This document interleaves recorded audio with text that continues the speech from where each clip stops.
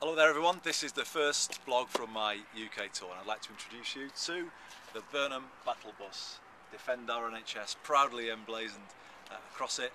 It is a battle bus that the great John Prescott himself would be proud of, but the good news is I've not punched anybody yet. But we're out on the road and we're meeting people up and down the country. The tour began in Scotland with a meeting with party members in Glasgow on Friday evening. It was a wonderful discussion about the future of the party. From then it was on to Edinburgh and we were rolling up our sleeves and campaigning in the Liberton and Gilmerton by-election, council by-election in Edinburgh South yesterday, so great to get back out on the doorsteps and really good and heartwarming to hear the good solid support for Labour and the sense of concern about what the Condems are doing, and also a growing feeling of anger about the actions of the Lib Dems. That was the kind of feeling on the doorstep yesterday. From there we came on to Gateshead last night, and we've done a meeting today with community activists in Gateshead, and what is very important to me on this tour is to reach out beyond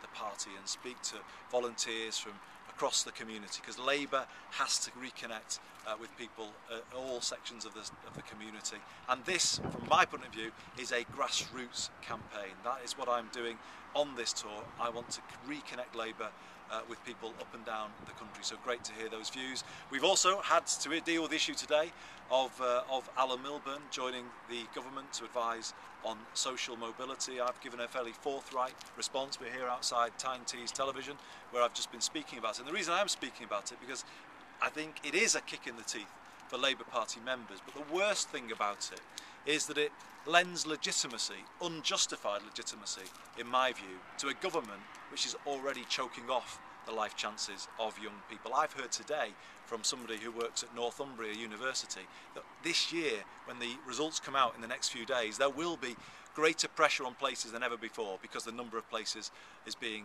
reduced. And that is what is happening to social mobility under this government. They've already scrapped the Future Jobs Fund.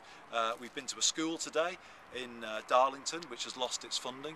Again, lowering the expectations of those young people in that community. These are the actions of this government, and we're looking towards a bill in Parliament that will create a free-for-all in state education. This is not a government that's interested in true social mobility, and in my view, no Labour Party member should have any part of a government that is taking the hopes and the dreams of young people, particularly those living in Labour constituencies. So that's what we're doing. We're on to Durham later on this evening for another meeting with party members and community activists, and it's non-stop fun on the Burnham battle bus. So next update soon.